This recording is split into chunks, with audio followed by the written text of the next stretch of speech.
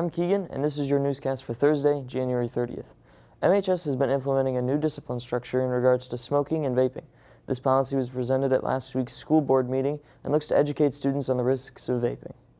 One pod contains the same amount of nicotine that one pack of cigarettes does.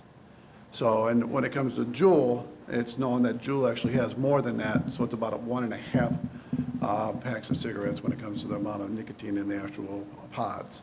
Last year was the first year that we had grade level deans, and at the end of the school year, we found that we had 75 tobacco-related referrals, most of which were for students using vaping devices, and we were shocked, right? We thought, this is a lot, is this normal? We don't know how to combat this, and the discipline matrix that we had at the time was generally out-of-school suspensions for tobacco, alcohol, and drug use at school.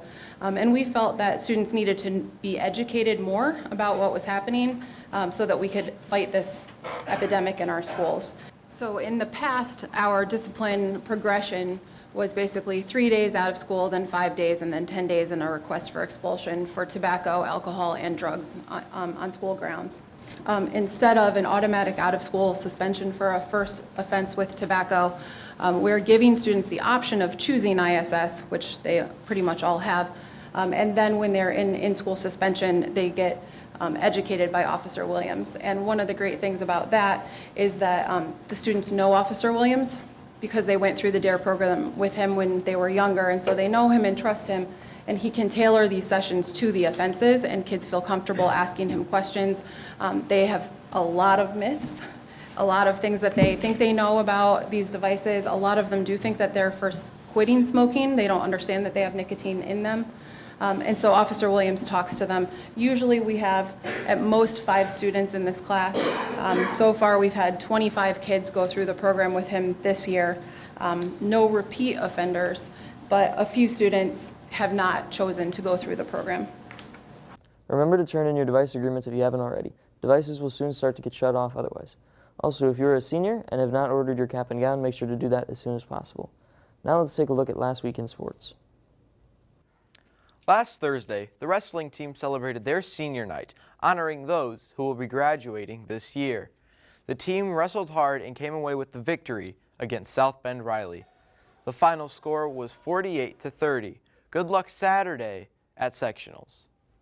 This past weekend, the swim team participated in the Mishawaka Dive Invite, competing against 10 other schools. Congratulations to Lucas Libby, who got 8th place in the boys competition. First place winners are Brooke Farnham from Concord and Chase Stevens from Valparaiso. Last Thursday, the girls basketball team faced off against South Bend Clay. The Colonials defeated the Cavemen 58-46. Tonight, the girls go on the road to take on rival Penn in their final regular season game. JV starts at 6 o'clock and varsity will follow. Last Sunday, the girls' sectional draw took place and revealed that the girls will be going to Michigan City in the sectional to face off against the Wolves on February 4th. Thanks for the updates. This semester, students in radio and TV have been planning and creating brand new segments for our MHStv newscasts. Today we bring you one of these new segments, Tune Thursday. Tune Thursday is a new segment on the news where we play 4 seconds of a song and you guess what it is. Listen closely as we play this week's tune and good luck. Everybody makes mistakes. Think you got it? Submit your answers by emailing mhstunthursday123@gmail.com to win a shout out on next week's news. Each semester, the Introduction to Construction class creates projects using wood and other materials. These projects are then sold to bring in new, high-quality materials to make newer projects. The students then move to the second semester and create a new, more difficult project. Some standout projects from last semester include a nightstand, sofa table, Adirondack chair, picnic table that converts to benches, and a coffee table. MHS has been starting new classes over the last few years. This includes a course geared towards students who have an interest in computers.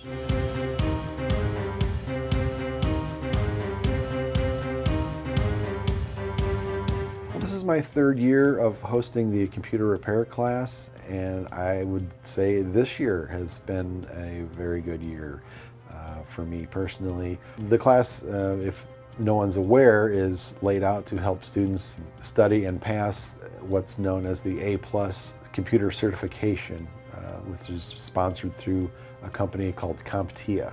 Mishawaka High School is my initiation into the world of teaching.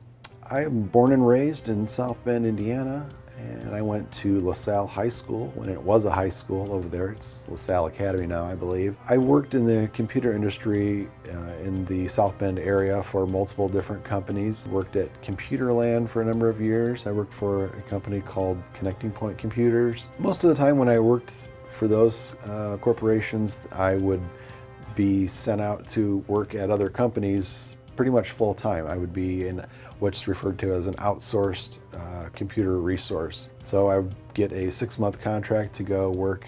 I worked for local banks in the area. A big thing we did back in the year 2000 was the 2000 rollover and making sure all the computers were compliant with that, as well as working for Bayer Corporation in Elkhart as well as Mishawaka. That's all your news for today. Shout out to Mr. Rendell. Have a great day, Caveman.